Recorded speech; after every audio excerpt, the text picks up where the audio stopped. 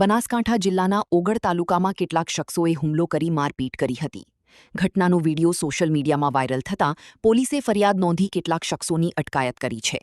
આ કેસમાં તમામ દોષિતો સામે કડક કાયદેસરની કાર્યવાહી અને કડક સજાની માંગ સાથે સમાજના આગેવાનો અને મોટી સંખ્યામાં લોકો પાલનપુર જિલ્લા પોલીસ વડાની કચેરીએ પહોંચ્યા હતા. તેમણે જિલ્લા પોલીસ વડાને લેખિત તેમજ મૌખિક રજૂઆત કરી પીડિતને યોગ્ય ન્યાય અપાવવા અને બાકી રહેલા વ્યક્તિઓ સામે પણ ઝડપી કાર્યવાહી કરવાની માંગ કરી છે. સાથે ચેતવણી આપી હતી કે જો યોગ્ય અને નિષ્પક્ષ ન્યાય નહીં મળે તો આગામી સમયમાં ઉગ્ર આંદોલનનો માર્ગ અપનાવવામાં આવશે. પોલીસે રજૂઆત અંગે કડક કાર્યવાહી કરવાની ખાતરી આપી હોવાનું જાણવા મળ્યું છે. સમગ્ર સમાજ અને 18 આલમે આજે જે પ્રેમ આપ્યો છે, હું બધાને ખૂબ ખૂબ અભિનંદન અને શુભેચ્છાઓ પાઠવું છું. કારણ કે જે પ્રકારે ધાર્મિક સ્થળ ઉપર જે દરેક સમાજની આસ્થા જોડાયેલી છે, ધાર્મિક સ્થળ ઉપર એક આ પ્રકારનો હિચકારો અપહરણ કરાવીને હુમલો કરવામાં આવે તે નિંદનીય છે. જે પ્રકારે અમારા ફરિયાદીએ અપહરણની ફરિયાદ લિખિતમાં આપી અને એ મુજબની 5 દિવસ પછી ફરિયાદ લેવામાં આવે છે અને જે લિખિત પ્રમાણેની જે અમારી ફરિયાદ હતી પ્રમાણે ફરિયાદ ન થતા ફરીથી આક્રોશ જોવા મળ્યો. આખા ગુજરાતે જોયું છે. કારણ કે ખૂબ એ પ્રકારનું જે એમના ઉપર અત્યાચાર ગુજારવામાં આવ્યો છે. ખુદ પીડિતે અર્જુન કાકાએ એમના મોઢેથી એમનું નિવેદન એમણે આપ્યું છે કે જે દેવ દરબાર મંઠના મહંતે એમણે અપહરણકર્તાઓને મોકલ્યા છે, અપહરણ કરવા માટે અપહરણ કરાવે છે, ત્યાં લઈ જઈને એમને ઢોર મારવામાં આવે છે એમના લુખ્ખા તત્વો દ્વારા. પછી દોરો બોધવાની વાત થાય, આપણે બધા વિડીયો જોયા છે. વિડીયો જે મારનાર લોકોએ જ ઉતારેલા વિડીયો છે અને એમાં ચોખ્ખું કહેવાય દોરો લાવો બોધી દઈએ રીતસરમાં લઈ જઈને એ મઠના મહંતે દોરાથી બોધીને ખુદ મહંતરીએ લાકડીએ નગ્ન કરી અને એમને મારવામાં આવ્યો છે. ચૌધરી સમાજ હંમેશા શાંતિપ્રિય સમાજ છે. તમે જુઓ 7 દિવસથી કેટલો શાંતિ જાળવી છે. એ જ બતાવે છે કે ચૌધરી સમાજની શાંતિપ્રિય સમાજ છે.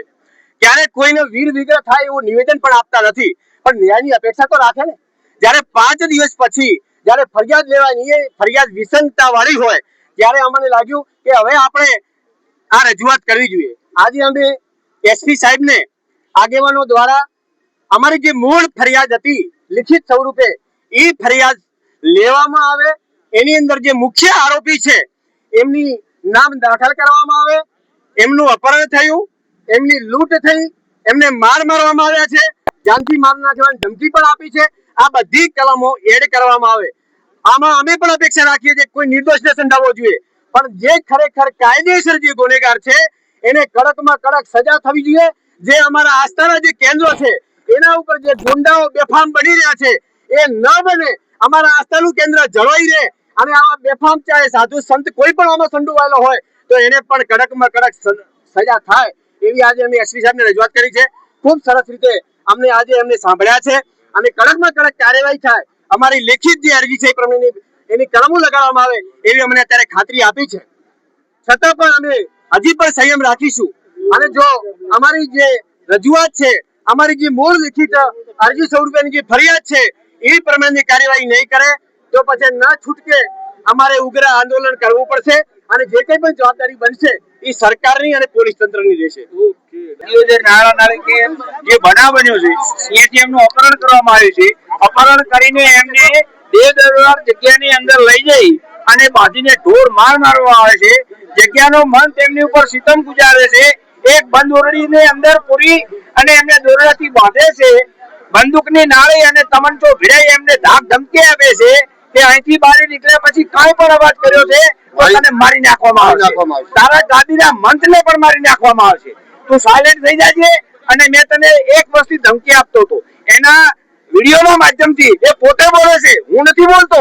એ બળદેવરાજ બાપુ એવું બોલે છે કે તારી પાસે હું 12 મહિનાથી છું અને તને આ અંજામ આપવાનો હતો અને તને આજ ઉપાડી લીધો છે. ઓકે, તો આજે શું માંગ કરવામાં આવી છે? માંગ કરવા હું એસપી સાહેબ જોડે તારે આવેદન પત્ર આપીને આવ્યો છું. એમને ખૂબ મને ભરોસો આપ્યો છે, ન્યાયતંત્ર પર ભરોસો રાખજો. જે કઈ ઘટના ઘટી છે એની ઊંડી તપાસ કરી અને એના મૂલ્ય સુધી પહોંચી અને આપણે ઉજાગર કરશું. પણ બીજું તમે સાયલેન્ટ રહી અને મારા ઉપર વિશ્વાસ શું રાખો. માંગ છે અત્યારે? હે? પરિવાર સહિત સમાજની શું માંગ છે અત્યારે? પરિવાર અત્યારે બહુ દુઃખી ન્યાય છે. આરોપીને આપે હા, ન્યાય મળે. ન્યાય આરોપીને ન્યાય એનું નામ જ નહીં. અરજદાર જે છે એને એ જ છે કે મને ન્યાય મળે, બીજું મને કોઈ પેલું નથી, મને કોઈ આની ઉપર પેલું દુઃખી નથી. હા, મારું નામ ચૌધરી અમીરભાઈ.